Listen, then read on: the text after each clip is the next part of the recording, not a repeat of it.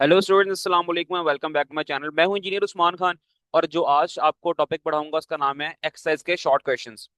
Exercise के short questions, class 9 physics, new book, chapter number 1 है। और ये शॉर्ट क्वेश्चंस इंतहाई आसान है। हम कोशिश करेंगे कि जो मैक्सिमम शॉर्ट क्वेश्चंस है ना, बुक से ही मार्क कर लें, ताकि आपने बुक में पहले से चीजें याद की हुई होंगी, तो जस्ट आप शॉर्ट क्वेश्चंस देखेंगे और आपको आइडिया हो जाएगा ये बुक में कहाँ पर है। मैं मार्क भी करवा दूंगा और फिर ये याद करने में, मेमोराइज करने में आपको बहुत आसान होगा। अब हम स्टार्ट करते हैं। क्वेश्चन नंबर 1 से 1.1 हमसे कहता है, can non physical quantity be measured, if yes then how. तो ये इसके बारे में ना डायरेक्ट बुक से मैंने आंसर ढूंढा है, तो मुझे प्रॉपर कहीं नहीं मिला। लेकिन मैंने अपने तौर पे ना एक आंसर लिख लिया है, अरेंज कर लिया है। अगर आपको बेहतर लगता है तो आप लिख सकते हैं। तो मैं फिर उस फाइल पे जाता हूँ जहां पर मैंने इसका आंसर लिखा है। तो एक बार हम उसको रीड कर लेते हैं, समझ लेते हैं, फिर उसके बाद आप उसको याद भी कर लिएगा। अच्छा, नॉन फिजिकल क्वांटिटी मैयर हो सकती है कि नहीं हो सकती, इसका जवाब जो है ना, बड़ा सिंपल है। और जो लेक्चर नंबर 1 मैंने पढ़ाया था इसी चैप्टर का, तो वहां पर मैंने डिस्कस भी किया था कि फिजिकल क्वांटिटीज ना मैयर कर सकते हैं, लेकिन नॉन फिजिकल क्वांटिटीज जैसे कि कलर हो गया, स्मेल हो गया, या फिर विजडम, लव, ये चीजें मैयर नहीं हो सकती, क्योंकि ये नॉन फिजिकल क्वांटिटीज है। तो इसका आंसर ना बड़ा ही मैंने ना ध्यान से और बहुत ज्यादा सोच समझ के ना आंसर अरेंज किया है। तो परफेक्ट आंसर है ये। आंसर मेरा ख्याल से इस तरह का जो परफेक्ट आंसर है ना, कहीं पर भी नहीं मिलेगा आपको। तो आप चाहें तो इसको याद कर लें। आंसर में कहता है, no non physical quantities can not be measured directly. Non physical quantities जो है ना, उसको हम डायरेक्टली मेजर नहीं कर सकते, क्योंकि हमारे पास कोई ऐसा पैमाना है, कोई ऐसा इंस्ट्रूमेंट ही नहीं होता जिससे हम इसको मेजर करें। They have no standard units. Non physical quantities के कोई यूनिट नहीं है। अगर हम बात करें एक फिजिकल क्वांटिटी की, जैसे कि लेंथ है, उसका यूनिट हो जाएगा मीटर। मैस है तो उसका यूनिट हो जाएगा किलोग्राम। तो जो नॉन फिजिकल क्वांटिटीज हैं, जैसे कि कलर, या फिर स्मेल, या फिर विजडम, या फिर लव, इसका जो है ना, हमारे पास कोई स्टैंडर्ड यूनिट ही नहीं होता। जब यूनिट ही नहीं होगा तो मेजर कैसे करेंगे हम। However they can be described और कंपेयर्ड। लेकिन इसको हम डिस्क्राइब तो कर लेते हैं ना, और डिस्क्राइब भी कर लेते हैं और इसको हम मवाजना कर लेते हैं, किस तरह, यूजिंग आवर सेंसेस, अपनी अकल के साथ। सच एज साइट और स्मेल। जैसे कि हम स्मेल का अंदाजा लगा लेते हैं कि ये, अगर आप फर्ज करें मिसाल के तौर पे, आप अपने दिमाग से खुद ही सोच के बता सकते हैं कि आपके पास दो तरह के फ्रूट्स पड़े हुए हैं, एक मैंगो है और एक एप्पल है। दोनों आपकी आंखें भी बंद करा दो ना अगर, तो आप स्मेल करके फौरन आइडिया लगा लेंगे, यार ये आम की खुशबू और ये सेब की खुशबू है। तो आपको अपनी सेंसेस का इस्तेमाल करते हुए आपको ये आइडिया हो जाएगा। या फिर आप जब देखते हैं तो आपको देख के भी आइडिया हो जाता है किसी भी चीज के बारे में कि ये चीज क्या चीज है, ठीक है। अगर आपके पास सोफा पड़ा हुआ है, कुर्सी पड़ी हो, तो कभी आप ये कहेंगे कि जो कुर्सी है, नहीं भाई ये सोफा है। कभी भी नहीं कहेंगे। आप कुर्सी को कुर्सी कहोगे, सोफे को सोफा कहोगे। तो ये हम अपनी सेंस से आइडिया लगा सकते हैं इसका। For example, we describe colour as red और ब्लू। बस आगे एग्जाम्पल के तौर पे आप लिख दो, एग्जाम्पल की हेडिंग बना देना। एग्जाम्पल जैसे कि कलरों में हम फर्क कर सकते हैं, जैसे कि कलर रेड कौन सा है, ब्लू कौन सा है। But we do not measure it with the numbers. लेकिन हम कलर्स को ना नंबर्स के साथ मेजर नहीं कर सकते। जैसे कि फिजिकल क्वांटिटी हम मेजर करते हैं, हमारे पास किस चीज का मैस है, वो 5 किलोग्राम है, तो हमने कह दिया 5, ठीक है, 5 का नंबर हो गया। तो हम रेड, रेड क्या है, इसको हम नंबर्स के तौर पे हम मेजर नहीं कर सकते, रेड को, ब्लू को, कलर्स को, ठीक है, किसी भी चीज को इस तरह। जो नॉन फिजिकल क्वांटिटी है उसको नंबर से हम मेजर नहीं कर सकते। तो ये पहले क्वेश्चन का आंसर हो गया। अब अगले पे चलते हैं। अगला हमसे कहता है, what is measurement, name its two parts. अच्छा जी, ये ना बुक के अंदर ही है, तो हम चलते हैं टॉपिक की तरफ। जो कि हमने एक टॉपिक पढ़ा था, वहां पर इसका आंसर है, बड़ा ही आसान करके लिखा हुआ है। यहाँ पर आ जाओ। अब मैयर यहाँ से आना, ये पेज नंबर 7 बनता है। देखो, अ measurement is the process of comparison of an unknown quantity which with a widely accepted standard quantity. ये जो टॉपिक है ना, ये मैं पढ़ा चुका हूँ, ठीक है। अगर आपने समझना है कि इस बात का मतलब क्या हुआ, तो यहाँ तो समझा नहीं था मैं, लेक्चर देख लो जाके ये। आई थिंक ये लेक्चर नंबर हमारा बनता है 2। तो जो दूसरा लेक्चर है ना, वो जाके देख लो इस चैप्टर का, तो आपको ये बातें समझ आ जाएंगी। अच्छा, पहली लाइन आपने ये लिखनी है, उसके बाद आपने लिखनी है इसके दो पार्ट्स। इसके दो पार्ट्स क्या हैं? अ measurement consist of a two parts, a number and a unit, ठीक है। अब measurement without unit is meaningless. तो आपने ये डब्बा भी, जो येलो बॉक्स है, इसको ही पूरा लिख लेना है। ऊपर से एक लाइन, और ये यहाँ पर हमारे पास जो पार्ट्स हैं उसका एक जो येलो बॉक्स है उसको लिख लेना आपने, ठीक है। ये हमारे पास हो गया सवाल नंबर 2 का आंसर। अब हम चलते हैं नीचे, दोबारा क्वेश्चन पढ़ते हैं क्या है, फिर उसका आंसर भी बुक से मार्क करते हैं। अगला क्वेश्चन हमसे कहता है 1.3, why do we need a standard unit for measurement. अच्छा, मेजरमेंट के लिए हमें स्टैंडर्ड यूनिट्स की जरूरत क्यों पेश आई है? तो इसका जवाब भी ना आपको मिल जाएगा उसी यूनिट वाले टॉपिक के अंदर। तो चलते हैं उसी तरफ दोबारा, जहां पर हम क्वेश्चन नंबर 2 को मार्क करके आए थे। यहाँ पर अगर आप आए ना, तो यहाँ पर देखो, जहां पर आपने क्वेश्चन नंबर 2 खत्म किया है, वहीं पर आपका क्वेश्चन नंबर 3 बन रहा है, not very far in the past. तो यहाँ से लेकर आपने इन्फॉर्मेशन तक पूरा कर लेना है। अब मैं समझा नहीं रहा, समझा चुका हूँ लेक्चर्स के अंदर मैं, तो आप वहां जाके लेक्चर सुन सकते हो, लेक्चर नंबर 2। तो ये दोनों क्वेश्चन आपके यहाँ पर कवर हो जाएंगे। पता लग गया ना, नॉट फार से स्टार्ट करना है और फिर इन्फॉर्मेशन में खत्म कर लेना है, आपका 1.3 का ये आंसर हो जाएगा। अच्छा, इसके बाद हम चलते हैं अगले क्वेश्चन की तरफ। ओके, अगला क्वेश्चन हमसे कहता है कि right the name of three base quantities and three drive quantities. देखो ये बेस क्वांटिटीज ड्राइव क्वांटिटीज हम पढ़ के आ चुके हैं, और हमने तीन तीन याद नहीं किए हैं, बल्कि हमने सात सात seven base quantities and seven seven drive quantities हमने याद की हुई हैं। ठीक है, तो ये पूरा पूरा टेबल बना हुआ है। तो जो पहला टेबल बना है ना वो बेस क्वांटिटी का, और जो अगला टेबल बना हुआ है तो वो हमारे पास ड्राइव क्वांटिटीज का है। तो आप इन दोनों को भी याद कर सकते हो, पूरा पूरा याद करना, तीन तीन याद हरगिज ना करना। आगे चलते हैं। विच ऐसा unit will you use to express the height of your desk.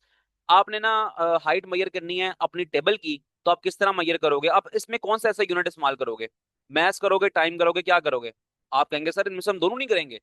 आपको पता है कि जब हाइट मेजर करते हैं तो हाइट हम मेजर करते हैं, हाइट किसका यूनिट होगा?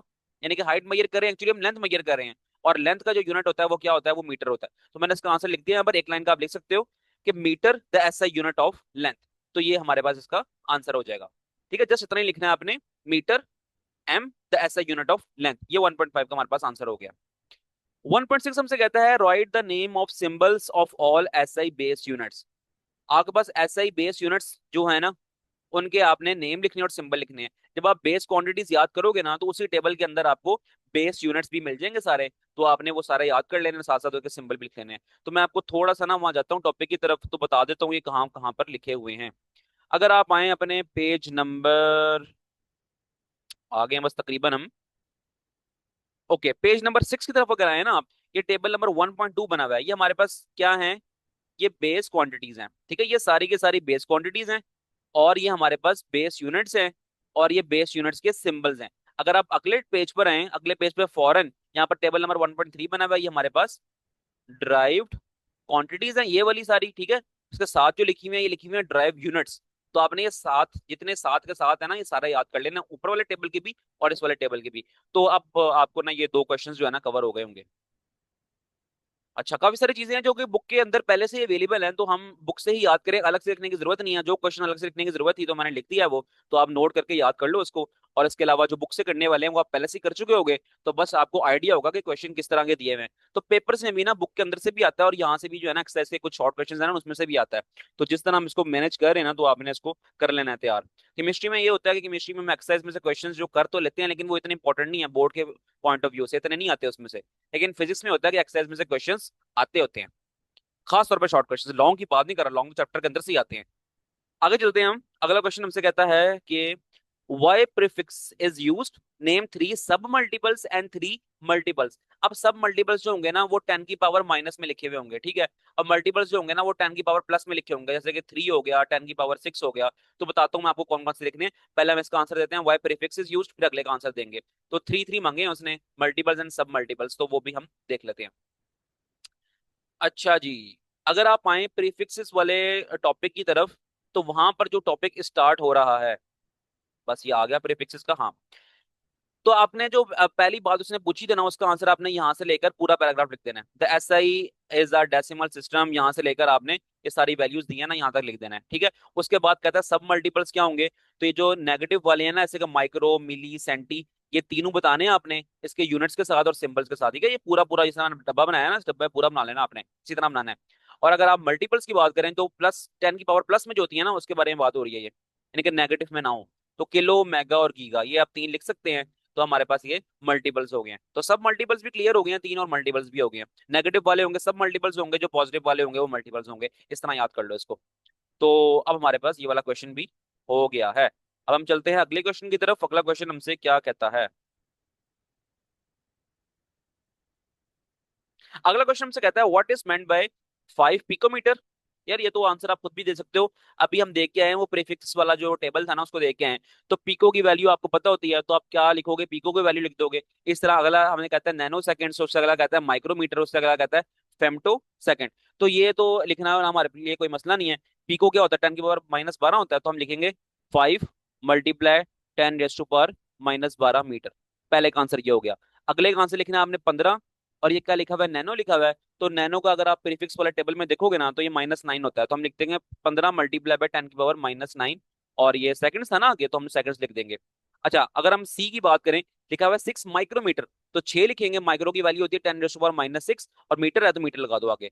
अच्छा, उसके बाद अगर हम डी की बात करें, लिखा हुआ है 5 फेम्टो सेकंड, तो 5 लगाओ, 5 लगाओ। और मल्टीप्लाई करो 5 को 10 की पावर फेमटो होता है -15, -15 और आगे सेकंड है तो आप सेकंड लगा दो।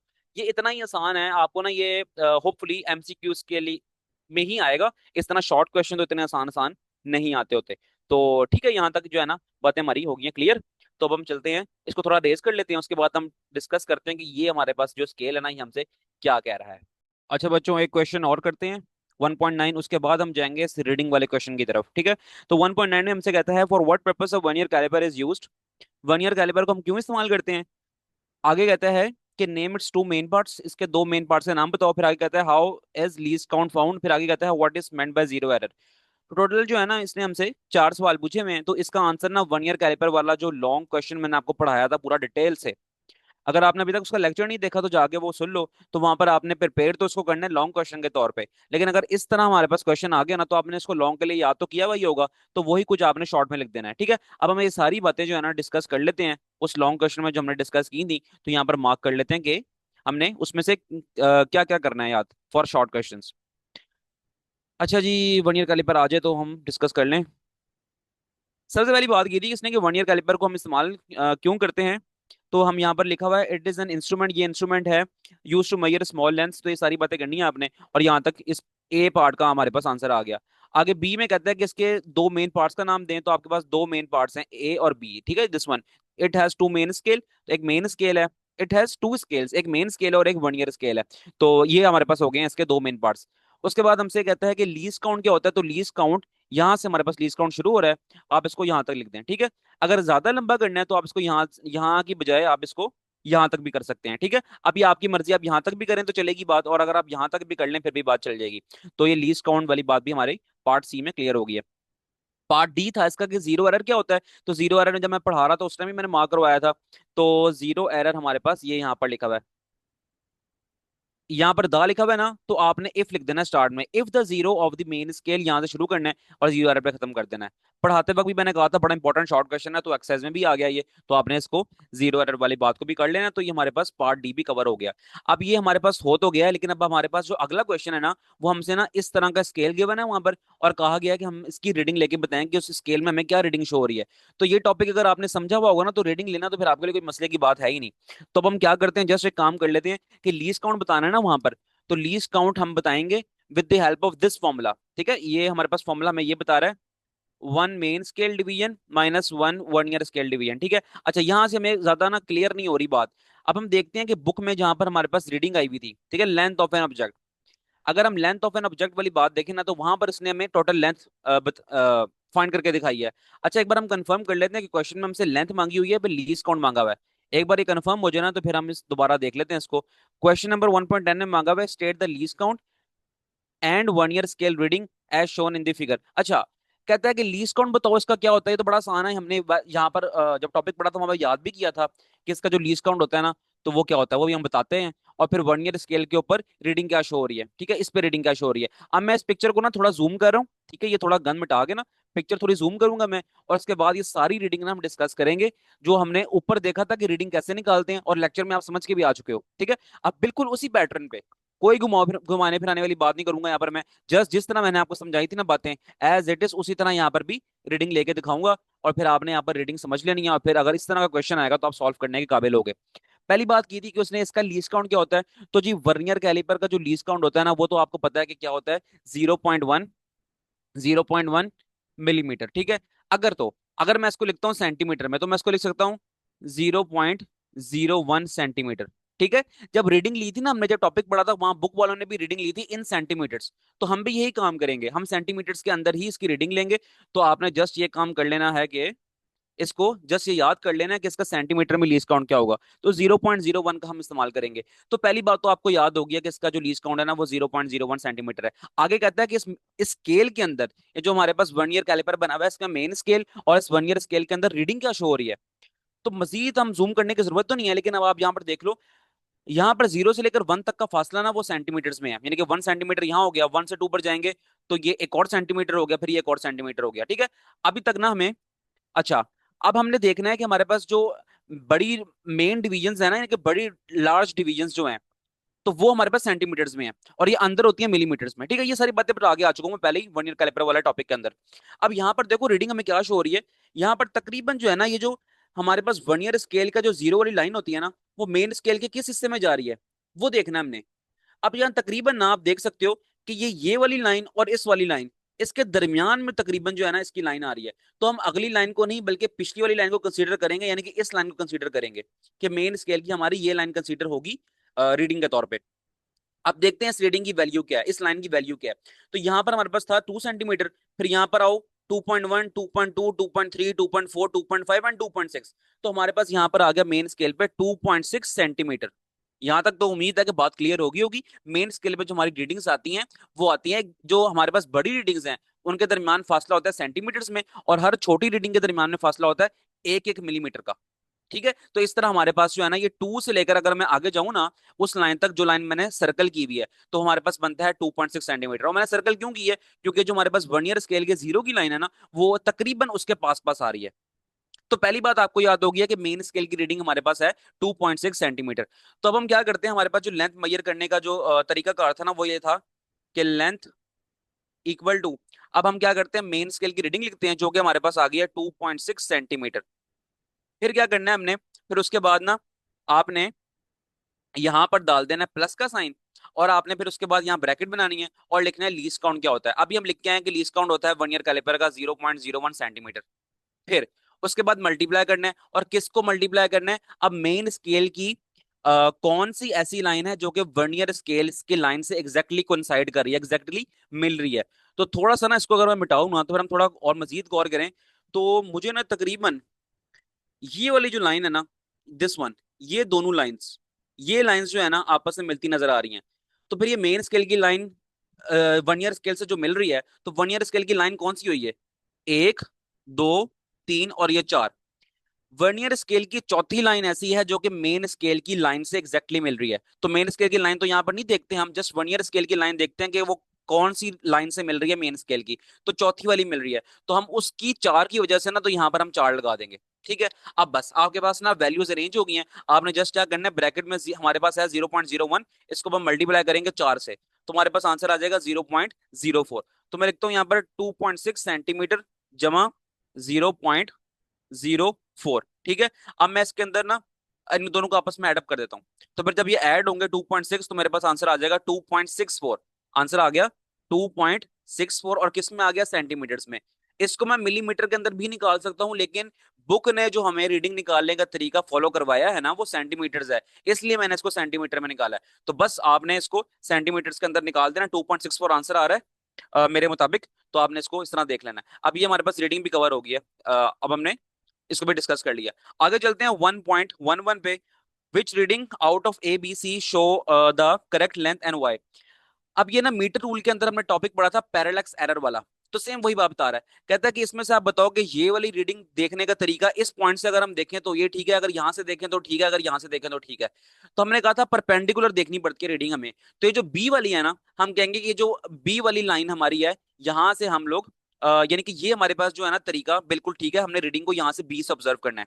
ठीक है, तो हम कहेंगे ये बी जो है ना वो करेक्ट लेंथ, अगर हम बी वाली साइड से देखें ना तो फिर हमें करेक्ट लेंथ शो होगी।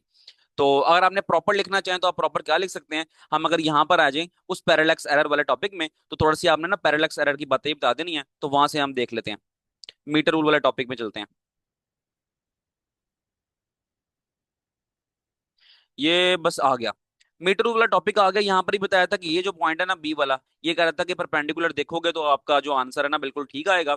तो यहाँ से अगर हम लिखें, हम if the meter rule is read from an angle such as from point A to C, the object will appear of different length, this is called parallax error।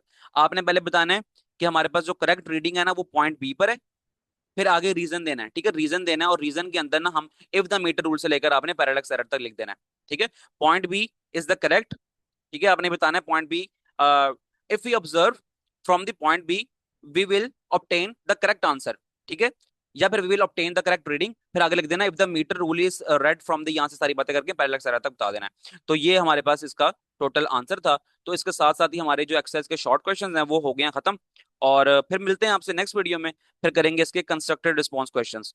अगर video पसंद आई हो तो आपने चैनल को कर देना है सब्सक्राइब, और वीडियो को कर देना है लाइक। तो मिलते हैं नेक्स्ट वीडियो में, अल्लाह हाफिज।